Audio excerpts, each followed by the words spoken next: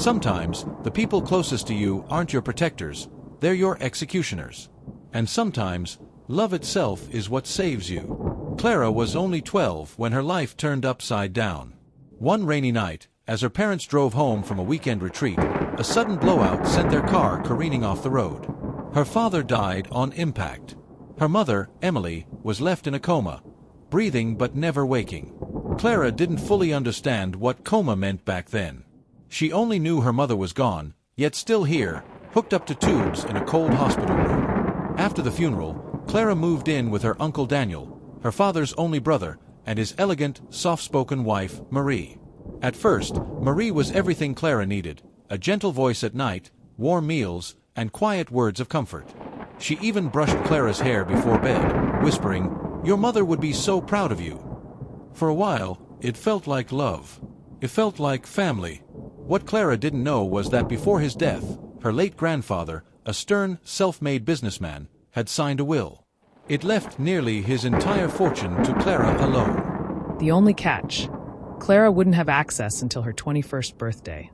Until then, Uncle Daniel and Marie were named as her legal guardians and trustees. At first, they played their roles perfectly, paying the hospital bills, attending school meetings, and taking Clara on quiet vacations to the coast. But as the years passed, Marie's soft smiles grew colder. Conversations stopped when Clara entered a room. At family dinners, Daniel's eyes seemed to study Clara with an unsettling calculation. By the time Clara turned 18, she had grown into a striking young woman, reserved yet kind. In college, she met Michael, a scholarship student from a modest background. Michael's family wasn't wealthy, but they were warm, loud, and full of love, the kind Clara hadn't felt since her childhood. Michael adored Clara, not for her name or money, but for her quiet strength and gentle heart. His mother welcomed Clara as the daughter she never had. For the first time in years, Clara felt truly seen. She and Michael married in a small ceremony attended mostly by his family. Uncle Daniel and Marie sent a gift, an expensive crystal vase. They didn't attend. Barely a month into marriage, strange and terrifying things began happening. First, the brakes failed on Clara's car. She survived only because Michael insisted on driving that day, and his quick reflexes avoided disaster. Then, Clara fell violently ill after eating a homemade meal that only she and Michael had touched. Doctors discovered traces of rat poison in her blood. At first, Clara tried to believe it was coincidence, that accidents happen. But Michael wasn't convinced.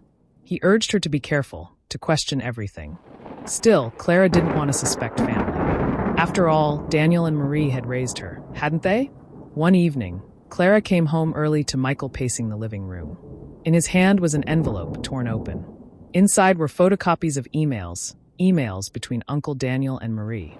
Cold, clinical exchanges about disposing of the girl and splitting what's left.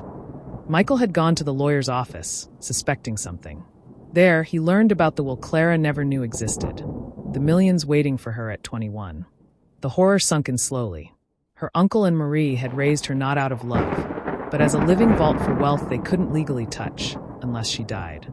Shaken, Clara and Michael planned to confront them. But Daniel and Marie made their move first. One night, as Clara and Michael drove home from dinner, a dark SUV rammed them from behind on a lonely stretch of road. The car skidded off, flipped twice, and landed upside down. Miraculously, Clara and Michael crawled out, bruised but alive. Witnesses who stopped to help saw the SUV speed away. One even managed to get part of the license plate. The evidence piled up quickly. Emails plotting Clara's death. Large withdrawals from Clara's trust fund, disguised as medical expenses.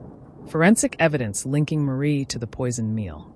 Police arrested Daniel and Marie early one morning.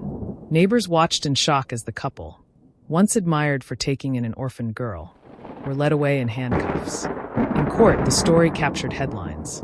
Heiress targeted by her own family. Marie cried on the stand, claiming love drove her mad with jealousy. Daniel stared blankly, as if he'd already left the room. The jury took only 3 hours. Guilty, conspiracy to commit murder, attempted murder. They were sentenced to decades behind bars.